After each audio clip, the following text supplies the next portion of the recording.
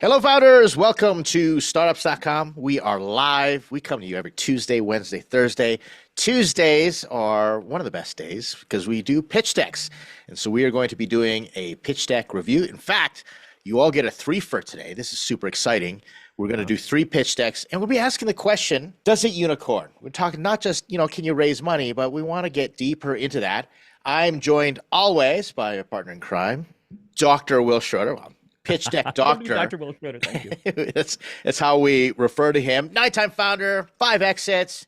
Will, you look at pitch decks all the time. What are you excited about in terms of these pitch decks we're going to look at today? Actually, I was really excited about these decks. And it's great because I can always see our work in the decks. I always tell when somebody's following our program and when they're not. And so I saw some of that in the decks. And it's great because when we see it, I'm like, wow, this deck makes so much sense. Not because we did anything great. The founder's the one that did all the work.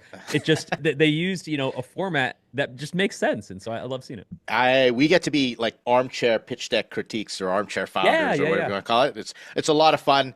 Letting everybody know in the audience, we have the lovely Jen lurking in the background, monitoring the chat. Make sure that you ask your questions. If anything comes up, we will prioritize your questions because we just appreciate you joining us.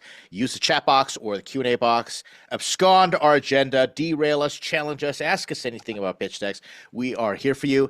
And as always, this is just an invitation to our community. If you have a pitch deck that you would like reviewed, all you got to do is contact us. We are all over the place. Let us know. We'll queue it up, and we want to spend this time with you, for you. It's super exciting. And the other thing that I just wanted to touch upon, which is very important, is that this show, everything that we do, if you're out there watching us on the YouTubes, do the social media thing, like, comment, subscribe. We love your feedback. Share it with a friend, share it with another founder. Always helpful. It is brought to you by us, Startups.com. Great URL, one of the best kept secrets in the startup ecosystem. And you can come check us out. Will, what's the invitation that you have for everybody out there? Listen, a lot of you, I see some new faces in the chat. A lot of you are in a spot where you're stuck somewhere. You got questions. I already see questions coming into our Q&A. That's what we're here for. Just come, ask us everything, every single thing that's in your head. Even if it's not business related, if it's, hey, this startup founder journey is gnarly and it's freaking me out. What should I be doing? Those are honest questions. We're here to help you through all of that. And so what we ask is that you show up here and bury us in questions. This is our dream job. And what we get to do all day is bullshit with founders and help them out. And it's awesome. All right. So we're going to start off right away. Just going to respond. Roman, if you have a question about traction, just type out your full question. It would be definitely appreciated so we can get that going. Well, we have 3 pitch decks today. Get at it, man. I'm ready. We're just going to blast through them. And a lot of what everybody just let you know what you're going to experience is you're going to see our responses to these pitch decks kind of repeated a lot, but we're going to try and contextualize it to you. So make sure you ask all your questions. Right. Let's get right into it. And this is from our main man, Chris. He's always a great founder. Authentify AI. Here's the cover page. Authenticate and verify human contributions when working with AI. Empowering students and educators confidently collaborate with AI. So this is the cover. Will, what are your thoughts right away? I hate it. Now, I say that, I'm kidding. I'm concerned about the amount of copy here. Yeah. Let's just, so everyone understands, and this is just a title page. This isn't a meaningful page. Nobody's making an investment decision here. One of the things we always say about the title page is it's the only page you're guaranteed everybody will look at. So we want to make sure it's focused and tight. Ed, I'm seeing at least 3 different taglines, if you will, for what this product is. Yeah. Which gives me 3 different versions of what it might be, which are too many. What are your thoughts? I totally agree with you 100%. So, Will, if we had to pick one, which one would you have? I like the middle one, assuming it's most appropriate. Authenticate and verify human contributions, IP, when working with AI. I dig it because I understand, okay, it likens to the title, name of the company, and it feels like something I think I could understand. Now, conversely, when we go promoting trusted and transparent AI collaboration, that could literally mean anything, right? So we get rid of it. Empowering students and educators to confidently collaborate with AI. That's cool if that's the only target market, but I'm worried it might not be. But let's find out. Yes, we're going to find out. Now, full disclosure, Will, I have worked with Chris. I think we all have in some meaningful way. I am very close to this problem, and I want to just caveat this because, Will, I'm going to be relying on you to kind of be that external, unbiased. I'm close to the problem because I experienced it having a startup in academia and ed tech platform working with universities. So I'm saying this because I want everybody in the audience to know we're all going to approach it, different ways. So, so many people complain. They say, Will, you give me advice that's different than what advice Ed gives me, and will be different than the angel investor across the street who did some investing. And I talked to is giving me, well, what is your response when you hear that type of feedback? I think it's perfect. That's what we're shooting for. And I think the idea is that, hey, there's one way to do things and there's one answer. The truth is, if you're going to build a team, if you're the new CEO or management C-level, and you're going to have a team of people that you're reaching out to, you want different viewpoints. You want different opinions. It's your job to synthesize that feedback and make a choice as to where specifically you want to go with that. So if Ed and I give you slightly different directions on a problem statement, great. Choose which one you want. Don't follow us blindly. That'd be the worst thing you can do.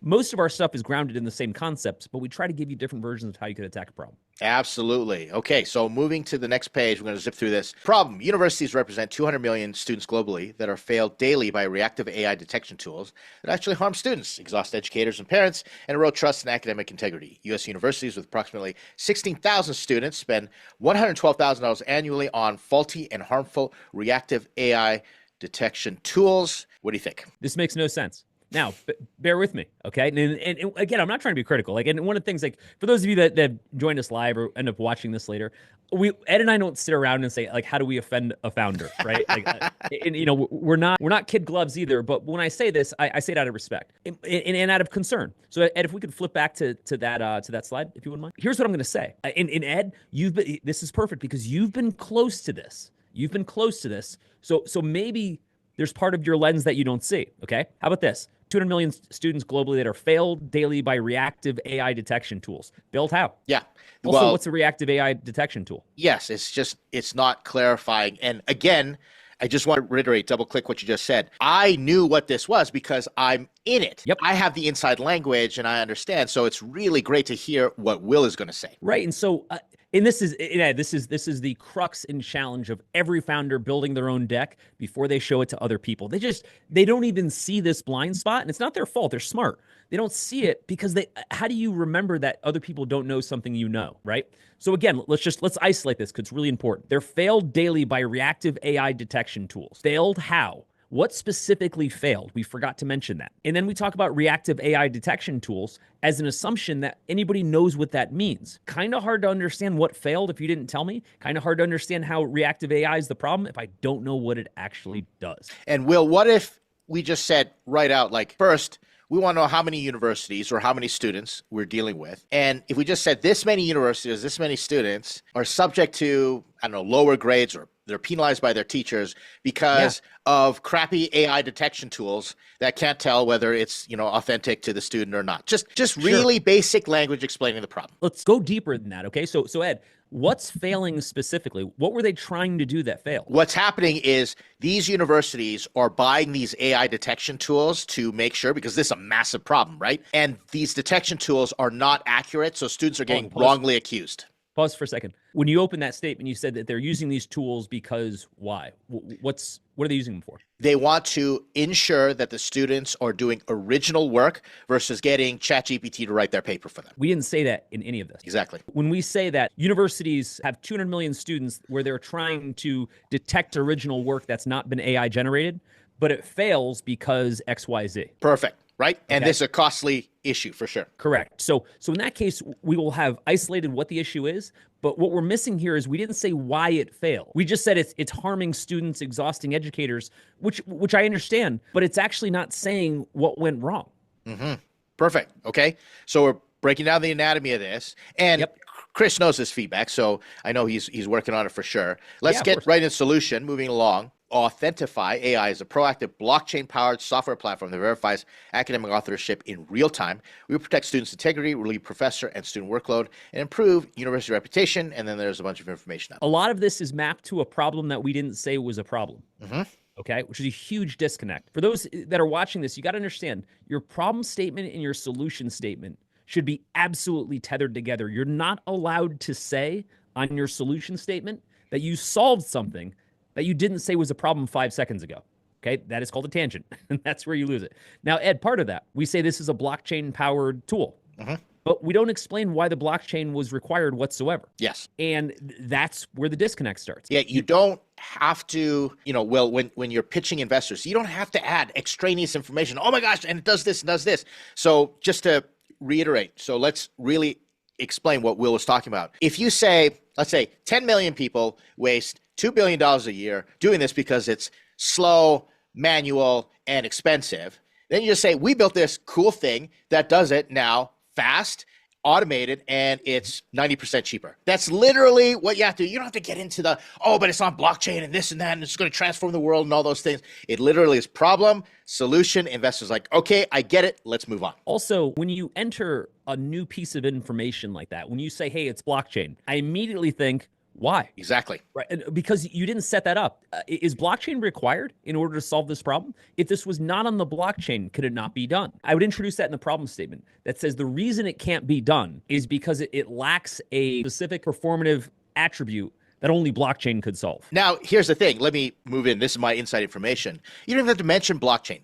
As long as it's saying in real time and it's authenticated, later on, you can explain, we do this by using blockchain, but that's extraneous information. We don't need it right now. And it just confuses the investor because you're adding and you're making the investor go, well, why does it need blockchain? And we're not even there yet. Correct. Right. And let's be honest, most things don't need AI or blockchain.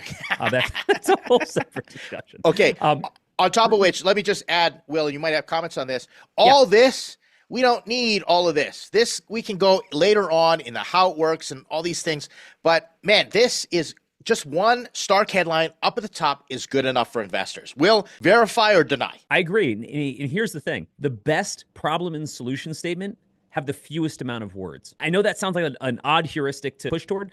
It just tends to work. Whenever you can say it faster and tighter, it means you're always giving a better pitch. Every time you have to add another word, it means you haven't perfected the pitch. And as you get through your pitch, as you tighten it up, it will not get longer. It will get shorter. Right? Yes. And that's the sign of a well-groomed pitch. That's where the genius comes in. And Einstein says, if you can't simply explain it, you don't understand it enough. Yep. And investors will pick up on that. And on top of which, a very clear and concise founder shows a lot of confidence. I am impressed. When a founder can give me a one-sentence pitch and just sit there in just bang, I get it. Wow, that is impressive. It's what everybody tried to do in that era where the cool thing to do was be Uber for this or Uber for pizza. And like, okay, what the hell does that even mean? Right? But I appreciated the goal, which was to truncate this long explanation to something people could understand. Unfortunately, went a little bit too far the other way, which made it something that no one could understand. But that's here nor there. Let's keep going here just for the sake of time. So problem, solution, then you get to your market slide, unlocking a 1.4 billion opportunity starting with 112 million in year one pilots.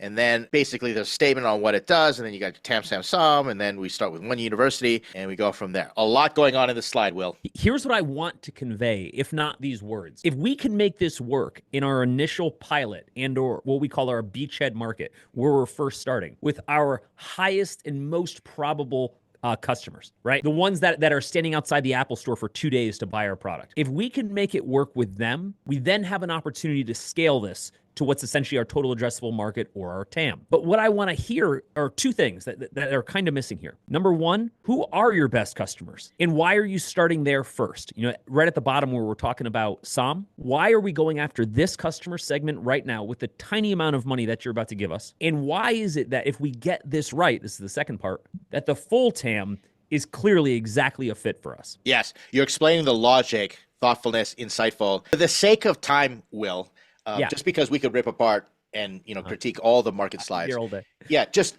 explain to everyone here, in an ideal world, the simplest, easiest, lowest lying fruit, path of least resistance for a market slide that you would recommend that everybody starts with. You bet. And this is all anybody needs to know. On the left hand of the slide, show me the market that you're starting with. We call this the beachhead. It's kind of where we're establishing ourselves and where we're going to test the concept. On the right side of the slide, have your total addressable market, your TAM, which is the most number of people that could ever possibly buy the product, even if they're not buying it from you. That's all you need to communicate. We're starting here because X, we could finish here. That's it. That's all you got to do. If you do that, you've nailed the market size. But also, you want to make sure that you put in the numbers, you show the math, the logic. Yep, 100%. And I like to explain this. You're going to see TAM, SAM, SUM a lot, and something that we just adopted. And it's the same mentality. You're just presenting it in a different way. Yep. What Will said is absolutely correct. You have to explain why. it can't just be, oh, they're every student or everybody who uses this. Explain to the investor, because the more thoughtful you are, the more investor will have confidence that you've de-risked the investment enough that you're going to do something with that small chunk of money that they're going to give you. You bet. All right, what's next? Let's look along here. And as I like, how it works slide is next. You got student submits an AI-assisted paper. And then the solution verifies students' authorship via blockchain, back records in real time. Okay, so then now we're adding in, the blockchain, and then you got the 1, 2, 3 steps on how it works. Hey, just again, I don't want to get too tangential here, but if the blockchain didn't exist, are we incapable of authenticating through like photo passport, things like that? Is blockchain unique to this being effective? Yes, blockchain adds a differentiator. So people have tried to do this without blockchain. If you put it on blockchain, there's more trust. The technology does work for that. Okay, got it. Okay, so that is critical. Yes. Okay, so let's see. Secure login using facial recognition, keystroke verification. Okay, that sounds complicated, but okay. Select an AI language model and start work. What does that mean? I mean, I know what a language model is, but like, why is that important? I think what it means is you're actually allowing it to monitor you while you're working. So I'm going to start my paper. I'm going to log in. I'm going to say, this is exactly how I use ChatGPT to write my paper. Aha. So it has some sort of ability to determine what's very complicated, which is what was your original work and what you pulled from somewhere else. Exactly. Now, let me pause you, Will. Everyone watching this here now and the recording, the fact that Will and I have to do this, we are happy to as your advisors, but an investor will never do this. You're done right at this stage. You know, it's funny. We're talking about academia and professors, et cetera. This pitch deck that you're putting together, it is not a mortgage application that an underwriter has to read. It is not a term paper that your professor has to grade. No one has to give a shit about what you just put in your pitch deck, which means they have maybe 60 seconds to 5 minutes of attention.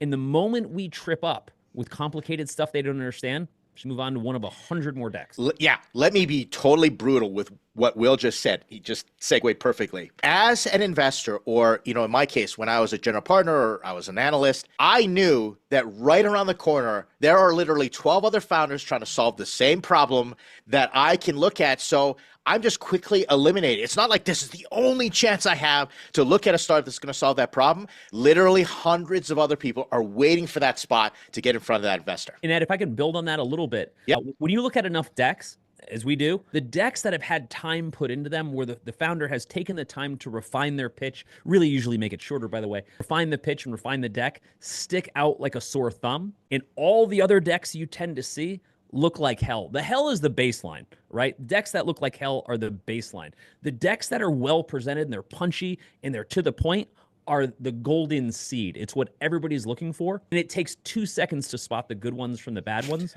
based on stuff like this. It's just pattern recognition. We are conditioned to do so. Will, so let's summarize just for the other decks. What should we put in a how it works slide? Give us the basics on what we need to do.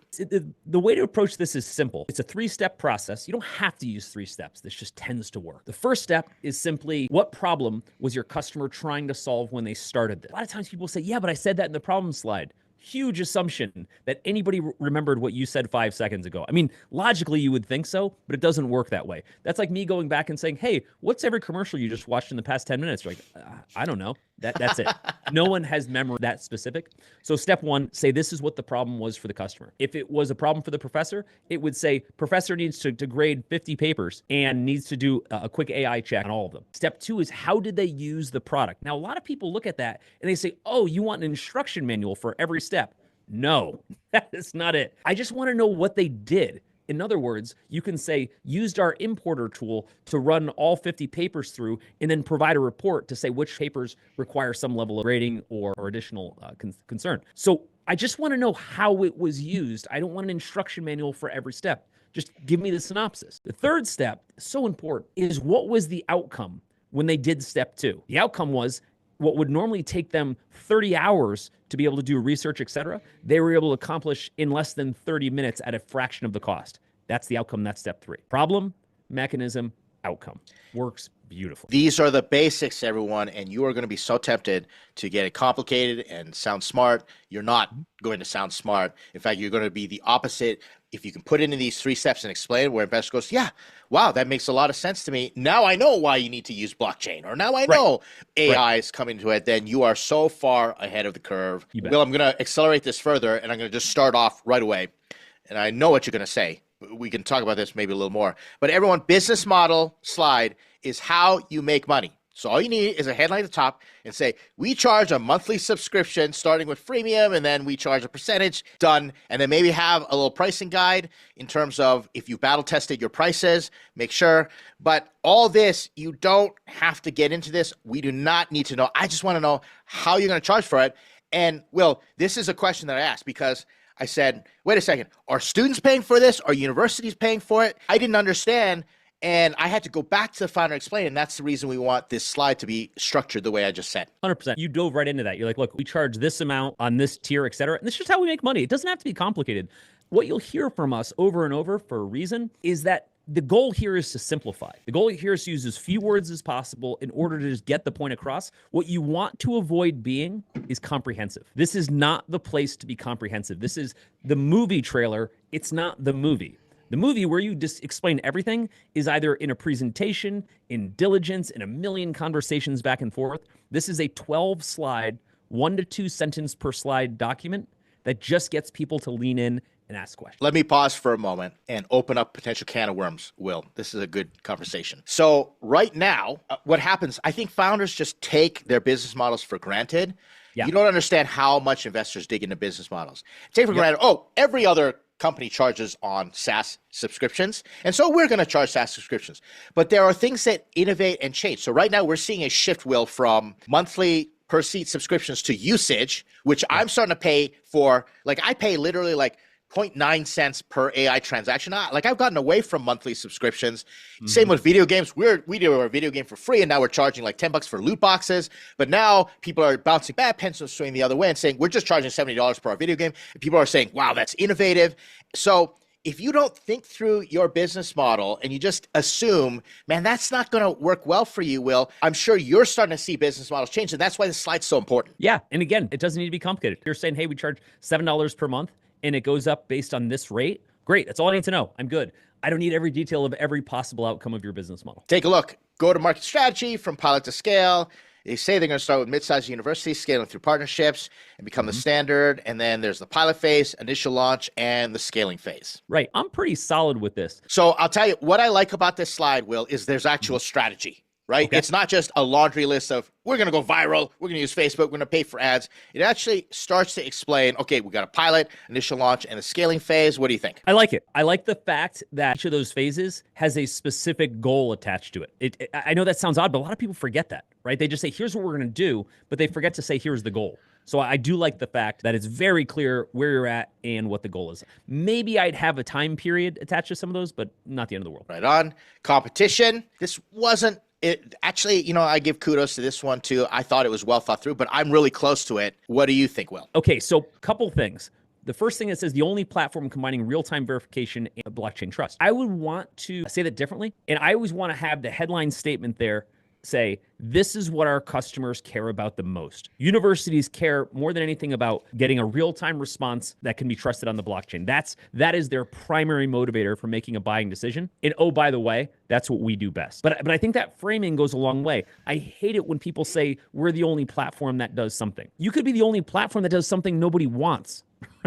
So being the only one doesn't imply that you're better unless that maps specifically to a tremendous amount of customer demand. And I think that's often overlooked in the competition side. Right on. What I like about this, but it does get a little redundant. You always say, Will, on this column here, you want to put stuff in there that the users care about. Yep. And I think that combining all this together, users care about this, you don't need so many words. Like literally you just have a checkbox here, but instantly verifies authorship. To me, that is a benefit. And yeah, that's going to make you stand out. So you can cut this down. Once again, I think the overall theme for this, Will, is we're heading in the right direction. Thoughtful, there's the good information, but really make it the preview. We can cut it down, make it more efficient. I would do a couple of things just real quick. I agree. I would absolutely combine those two because it's easy. The other thing I would do, we've got a bunch of X's. The X's say that those guys don't do it, but they don't tell me a lot about what they're not doing. In other words, we said that we do real-time verification, okay?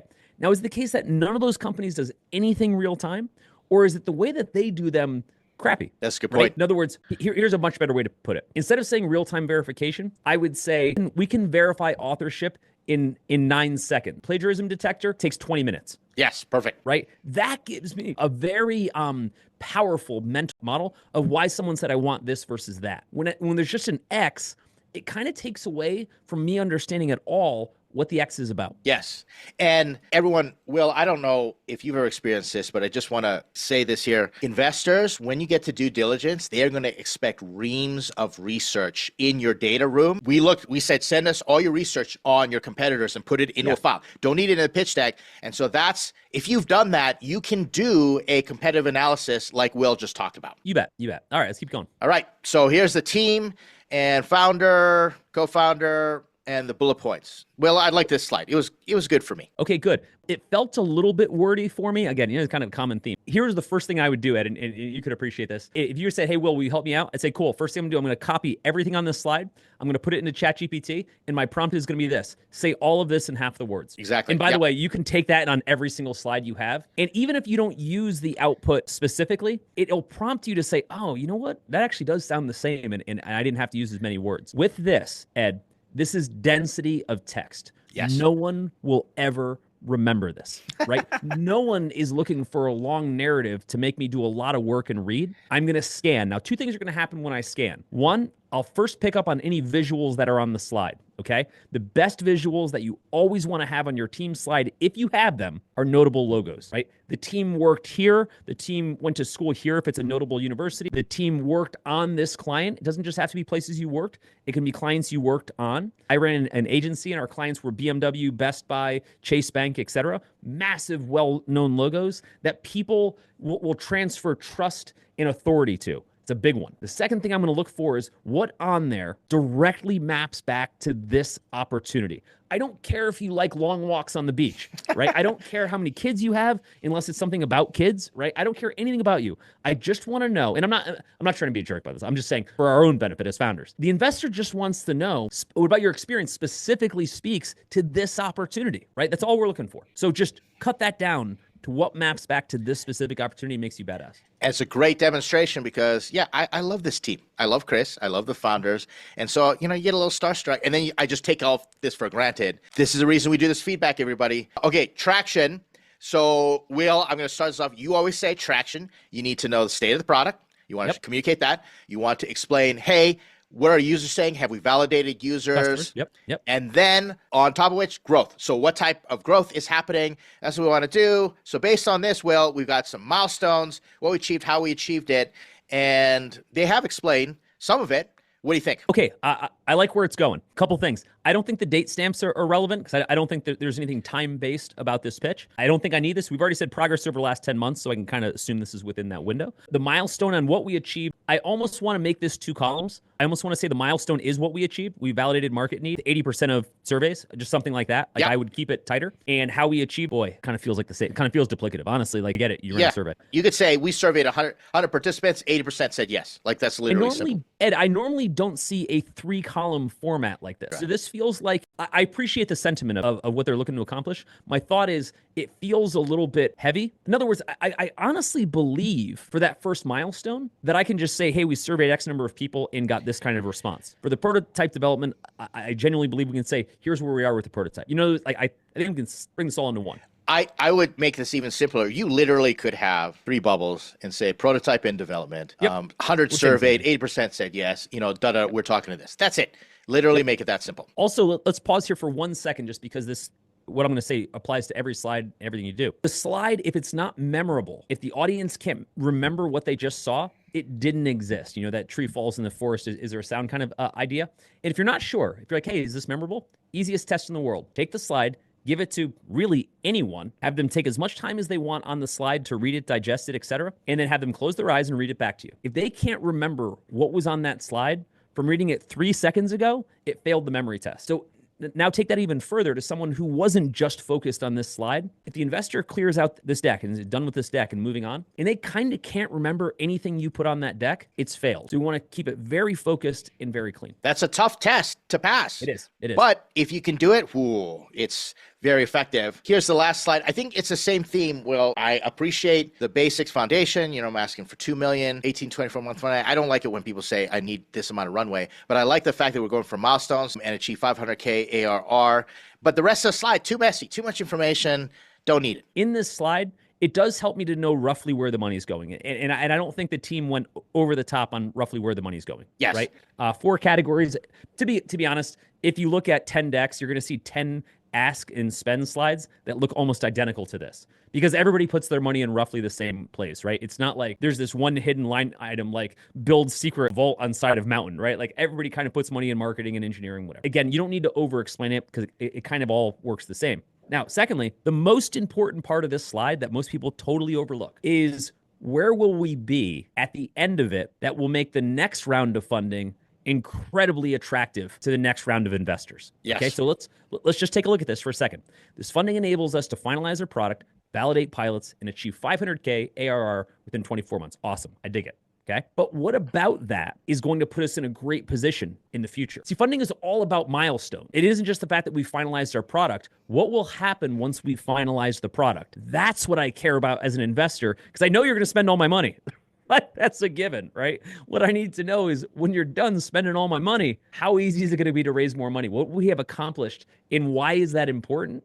For example, if we were to say at the end of this spend, at the end of 24 months, we'll have, I'm making this up, $100,000 a month in monthly recurring revenue. Well, that's something I could see. Okay, that starts to make you feasible as a company. I could see why that would be a good traction note for the next round of investors, et cetera. But we have to say that. We have to be specific. Yes, and you can even add other things. I've seen saying that, we'll be at break even. Like we literally believe that, right? And if you can back that up, man, that's, a really good thing. So that adds that. Okay, Will, real quick question. Let's do a bullet question, then we'll whip through some of these next. And by the way, everyone, appreciate, you jumping in there and asking the questions. We'll just make sure we prioritize them. For the founders that are going to be watching this, I wanted you to watch a basic general look, because if we just tore into every single deck, we'd need 3 days, right? But right. Let's get you the basics, and then using these principles, we're going to apply to the next decks coming up. But Will, we got this question here. It's a bit longer question. Okay, pitched investors last week, so this founder, and it seems like it went well. Okay, but they want to discuss at the next board meeting. While my traction slide has comparison figures, graphs on gross margins, penetration, revenue, they gave feedback and said it'd be good to know how you got there, growth, where the runway is. Would love to hear what you have. Okay, so the investor says, how did you get here? And that's a really common question investors do. Will, what's your response? Number one, it's always important to listen to and process feedback. However, the danger of most founders, and I get it, is that they get this feedback, and in their mind, everything must change to focus on that feedback. What we hear is an investor said this, and therefore my deck needs to change. Hey, to be fair, that actually might be true. That actually might be in fact true, that there's a glaring omission on the deck, and this investor uncovered it. Honestly, that's usually not the case. Just hear me out. Usually the case is they had a question. Great. The whole point of this is to have questions, right? The job of the deck is not to be comprehensive at the avoidance of all questions because you've covered everything. You will never survive if you try to do that. What you want is a deck that prompts questions, right? So when people lean in and say, hey, I see your revenue model looks like this, how will you scale it? Doesn't mean you have to change the whole deck to let everybody know that this is the answer. The questions are a good thing. Okay, so I just want to start off with saying your job isn't to avoid questions. That's the polar. Getting no questions is the worst possible outcome, right? Getting questions that should have been obviously covered in the deck is a different story. Now, all that said, Ed, when we're looking at this, we're saying that the traction slide has comparison figures on gross margins, et cetera. That, to me, that seems like an odd place to put that kind of information on the traction side. What do you think? Yes, totally true. Like the one thing that I do want to see there is, revenue, right? If you have a chart that explains your revenue, that's traction. And a lot of founders don't understand like what the investor is looking for at a traction. We've already talked about what's on the traction slide. But my other response to this, Will, is, there's a stage where what's most important to me is if you have traction, and then what's the velocity to that traction? So it's those growth metrics. Are you tearing it up and got your paying customer in 3 months? I will get into other forms of traction in due diligence, and I'll break down and I'll look at your numbers, everything. But I think that's what we're trying to get at here, unless I'm missing something, Will. Yeah, I'd say, if you wouldn't mind, Romain, hop in there and just maybe build on that question a little bit more so we can help you more specifically. There's just a lot of ways I could take it, and I hate going off on a tangent on something that's not helping you. We did get another question. If you're willing to jump in in there. Another one that Ed, we might want to dig into. Which question, in the chat or in the Q&A? Q&A. So I have a question. Is this session specifically for companies looking for funding? My deck's for clients. I'm not looking for investors. I love that you asked that question because I actually learned how to do pitch decks by pitching clients, not investors. Okay, so I spent the first decade of my career in the 90s running an ad agency. And we did ungodly numbers of pitches, like big, giant pitches to huge clients. And what I learned in how we put a lot of this together for investors as well, is that there's a lot of parity here. For example, what I did really well when I pitched at the agency level for huge Fortune 500 clients is I would always open with what their problem is. It's so powerful, right? Identify with the customer, say, this is BMW, here's where you're losing market share right now. Chase Bank, here's why customers see you as a commodity. Here's the world you're living with, and I want to be inside your head, because as soon as I say that, and the CMO, the buyer, looks at me and says, that's exactly what we're dealing with. I've won the pitch. Okay, so starting off with the problem, talking about next about how we solve that problem beautifully. Now, the market size is not something your audience cares about in most cases. But a lot of the cadence of this follows one for one. So I think there's a lot you can pull from it. Some of that you wouldn't use, like a funding. Yeah, well, isn't it true? Like, we're in sales. When we're pitching investors, we're selling. They just need to see certain things. Pitching clients, we're selling. All the principles are pretty much the same. Yeah, what was interesting about in pitching clients is that a lot of the folks that would come in, like other agencies, et cetera, they always had this pitch without any self-awareness. They would come in and say, here's us, here's our capabilities, here's why we're great. They would never say, by the way, what do you need? Right? But by the way, what keeps you up at night? Like, they would never open the conversation up. Now, when I say that, this is what made us very successful at pitching. When I say that, you get to do that with your investor audience. And if you don't do that, if you don't walk into the meeting, right, saying, do you have questions? Are there things you don't understand as you're going through this? You are losing every opportunity to move the conversation with investors to what they care about, not what you care about. Just to be clear, the goal of a great investor pitch is not to make it to the end of your deck, right? When you make it to the end of your deck, that's all well and good. But if you make it to the end of the deck and no one's asked a question, or you make it to the end of the deck and no one seems curious, it's a shitty deck. That's all I can tell you. Well, I think in the future, want to invite this founder, I'm not too sure who asked the question, but want to invite founders and all the future founders. Well, let's spend some time doing customer or client pitch decks as well. I think we should do that. Yeah, I agree. I think it'd be a ton of fun. Okay, so Will, here's what we're going to do. We're going to whip through these other decks, and I want you just to make quick comments based on the principles that we've already covered, and let's just do a once-over, and then we'll send the feedback back to the founders, and then if they want, they can send the pitch deck back, and we'll go deeper into them. Yep. But let's look at it. So this is Sunny, smart lighting, cover page, go. Tells me nothing. You know what? Let's see how fast we can get through this, Ed. Yeah. I'm just curious. A little test for ourselves. Yeah, exactly. Okay, so go back to the principles of a good cover page. Problem, in 2024, consumers spent $11 billion on smart home lighting, but they still don't know how to create a great atmosphere in their home. Okay, I love the opener. To be fair, I wrote it, but I don't love they still don't know how to create a great atmosphere in their home, because I don't know why that's a problem, right? So the team hasn't gotten to the part where they made me feel like creating a great atmosphere, say with smart lighting, is a meaningful problem that should be solved, or why they can't. Hey, I bought smart lights. Why wouldn't I be able to create a great atmosphere? Problem solved, right? I bought the Hue. I'm good. Yeah, and I like the way that it starts off with $11 billion market. Like, shows me this is a big problem, and it's still not getting fixed, so good start. But I agree with you right there. Solution, meet Sunny. Built by top lighting designer, Sunny helps you set and automate your home lighting to create the perfect atmosphere. Which is awesome, except isn't that exactly what my smart lighting does? Yeah. Right? That's like saying, hey, meet the new BMW. It gets you from point A to point B with a motor. And you're like, wait, isn't that exactly what a car does? Right? And so what we didn't do is we didn't identify the problem deeply enough. So when we present the solution, it doesn't feel like we've solved anything.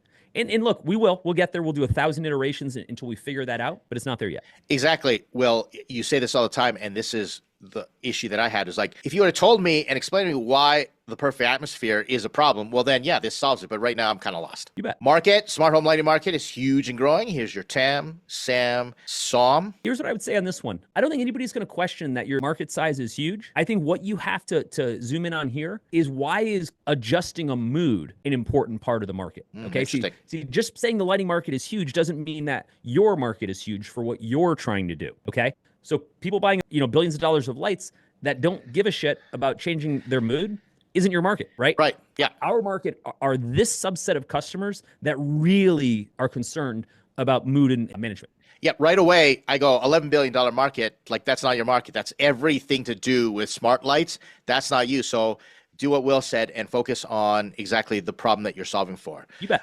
Okay, how it works. Sunny helps create a great atmosphere. You install your Sunny smart bulbs, use Sunny Light Analyzer. There's an analyzer, and creates the light settings and recommends to you to enhance your environment. I feel pretty good about this one, right? I mean, to be fair, it's nice and short and tight, which I like a lot. It says install your Sunny smart bulbs, plugs, and switches. I don't think they have smart bulbs, plugs, and switches. I'm pretty sure they run on top of existing hardware. So that was a little bit distracting for me. But the light analyzer, that's cool. And these are people who understand lighting at a geometric level, right? You know, and they kind of, they leaned into that it's designed by lighting designers. Normally I wouldn't do, but I think it works perfectly. And in that last part, creates light settings recommended to enhance your environment. I like it. I bet we could make it more punchy, but it does show an outcome. Yes, I got a little more excited about the startup after reading this slide, for sure. Okay.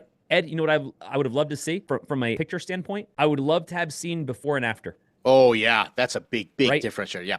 This looks like you're sitting in a 1980s corporate office, right? And this looks like you're sitting in the coolest house you've ever seen. It's the same house. Yeah. Okay, perfect. Great. Business model. We make revenue from hardware and subscription sales. So I like the headline. I know how you make money. I don't know how I don't think you need the chart for a forecast and all that information. It's the wrong place for the chart. Yeah. But how do you make money from hardware and subscription sales? That actually, I like the fact that you're telling me, what are you charging? And how are you making money on both? Are you making hardware? Oh, no, we're reselling hardware. Cool. We make revenue from hardware resales and on subscriptions. Subscriptions to what? Oh, to our app. Okay, then you get it. Right. Perfect. Yep. Just a little more detail. And always, everyone, battle test your assumptions if you can show some pricing. We love battle test assumptions, saying that we've confirmed people will pay for this. Okay. Go-to-market strategy, targeting high tech influencer campaign. Will, why? Why am I reacting like this? No, I'm saying, why are we targeting tech influencer campaigns? What is it about these influencers that are the only way or best way for us to be able to market this product? Yes. You can't just say tech influencer and have people guess as to why that's good. Maybe that's the shittiest use of money. Yeah. On top of which, I am in the creator economy. I live and breathe this every single day. You haven't told me why any of these people will actually listen. Immediately, I have my walls up and I go, I don't believe you. I don't believe that you can get MK BHD unless I give you $10 million for massive sponsorship, which I'm not interested right now. I don't believe you're going to pull this off. So you're going to have to explain to me some strategy and some insight. Yeah, and then along those lines, hey, you're talking about the top influencers like MK, like he's the top of the food chain by orders of magnitude, right? How could you possibly afford him? And so, you know, part of that's saying, hey, that you've been thoughtful about we're about to raise a small amount of money. Where would we be able to put that money where it has the maximum ROI? Yeah. If you told me, okay, here's the ideal, but we identified all these nano influencers and you're playing Moneyball, it was like between all their subscribers, we can get the same amount. That's the strategy, right? So that's my feedback on this one. Competition. Sunny is the most premium consumer product on the market. Okay. Then we got a quadrant model. And I know how much you love quadrant models, Will. I hate them. They successfully tell me nothing. Every quadrant model looks exactly the same. We're up in the top right and everybody else sucks. It tells me nothing about why consumers buy our product versus other products. Like, for example, I would say, here are my other two options as a consumer, and here's why they suck. Either too expensive, not effective, etc. This is why people buy my product. Yeah, as an investor, I know nothing about this industry. I have no idea what these dimensions mean. Like, I don't mind a quadrant model if the dimensions, the X and Y axes, make sense. But professional and consumer, I have no idea what that is, Will. Founders get hung up on two things in this slide that never work for them. Number one, they always treat the competition slide as an inventory of competitors, as if we've listed every competitor that'll somehow magically tell me what the market is. Okay. The second thing is they never focus the competition on why people buy our product, right? And again, I said this earlier, the competition slide should always say at the top, this is what consumers want, and this is why we're the best at giving it. Not why other people don't have it, why we're the best at giving it. You don't buy products because other people don't feature it. You buy products because the one you buy from is the best at what they do. Yeah, for example, if you told me here, consumers want premium products, I'd be like, okay, they do, but you haven't explained why yours is a premium product. Like, I have no context to interpret that. You bet. This slide, not this one specifically, I'm not picking on Sunny. This approach misses 9 times out of 10. Yes. And it's hilarious that people are still using it. So team, okay, so I'm going to say, all right, bullet points, very important. We already talked about the team slide. I'm going to just take for granted, based on what I read here, that this team knows what they're talking about. It's a couple things. One, I know Alex, and I think that's his wife, worked for big name companies that, like he mentions the Rosewood hotels. If you guys aren't familiar, Rosewood is like the premium of premium brands as far as hotels. The budget they have to be able to do this next level of lighting makes anything else, right, like the Four Seasons, look like a Motel 6. Gotcha. Right? So again, I would punch up Rosewood. But by the way, it's also where like a lot of VCs stay. So they're going to know that. I want to see that logo. With what Artemis is doing, I want to see some logos there if possible, because my guess is they're mentioning the most prestigious hospitality products in the world. Show me, right? Show me the interiors of how we make that look badass. Yeah, and also the other co-founder, Tejas there, Rivian, like I'd recognize that logo, right? So yeah, social proof, get it in there. Yeah. All right, and then Traction. Hey, Ed, for what it's worth, an incredible team that undersold themselves. Yeah, true. Right. Traction, currently developing a working prototype. Okay. I definitely respect what they're trying to accomplish here, which is, don't you want to see the progress bar of everything that we're doing? I kind of also need to know why it's important. Yeah. Right. Working prototype, meaning when it's done, it'll do what? I don't know. Right. Manufacturing partner. Why would I know why that's important? Right. In other words, what are you trying to manufacture that you need a manufacturing partner for? And how would I understand what 30% of that problem is? Yeah. Now I do like it, that there's a website waiting list and, all these things. It's just not communicated in a way that makes me go, okay, yeah. Raising around 1 million. Again, just as we talked about before, we don't know what we're trying to accomplish or where we're going to be after that 1 million in the time frame, but there is a use of funds there. You bet. And look, this is probably a little bit more than we need. We don't need descriptions, generally speaking. We all understand what marketing is. We understand what inventory is. A little duplicative, no big deal, easy to cut. Some of those might be able to get consolidated a little bit. Brand design and marketing could easily be condensed and no one would care, right? In other words, nobody would be confused by that. Again, the use of funds around the ask is just a general idea of where money's going. And it usually just kind of follows three categories. Some amount of money goes to people, some amount of money goes to marketing, and in some cases, some amount of money goes to cost of goods sold, right? Stock, inventory, materials. That's it. It's not like, oh yes, and we have a line item that involves sending people to space, right? Like almost every business looks the same, except you're only building your business, so you don't realize that they all look the same. So you tend to oversell. Hey, if you are a startup out there and you're raising money, you raise it to send people, your team to space. Sign me up, okay? I will apply. I couldn't think of a dumber thing to say. All I'm gonna say, okay, well, as usual, this has been really in-depth, and as usual, we just don't have enough time to do all the fun stuff we want to talk about next, so I'm going to bump the next deck over to the next week, and just apologize. Founder promised that we are going to spend time on there. Well, this has been helpful. What's your final thought wrap-up with these decks? What should founders think about that joined us in the audience? Say less. Just say less. Your goal should be, how can I get this information across by using the least amount of words possible, right? That is your goal. Your goal is not to be comprehensive. Your goal isn't to avoid questions. Questions are good so long as they tell the story, right? In other words, if what we're saying is we can get through the sunny deck, and at the end of it, you understand what it doesn't matter that you have a question about how are you going to do Chinese manufacturing. That has nothing to do with what needs to be on this deck right now, right? Unless that was critical to understanding what this company does. That's us for this time around. Thanks for hanging out. We just went about 2 minutes over. We are here every Tuesday, Wednesday, Thursday. Wednesdays, we do Traction. Thursdays, we do Q&A. My main man, Will's going to be back. And then we're back here doing pitch decks next Tuesday, so make sure you get your pitch decks in for us. Thanks so much for everybody participating. Everyone, have a great time. Will, I'll see you next week. Thanks so much. Take care, guys.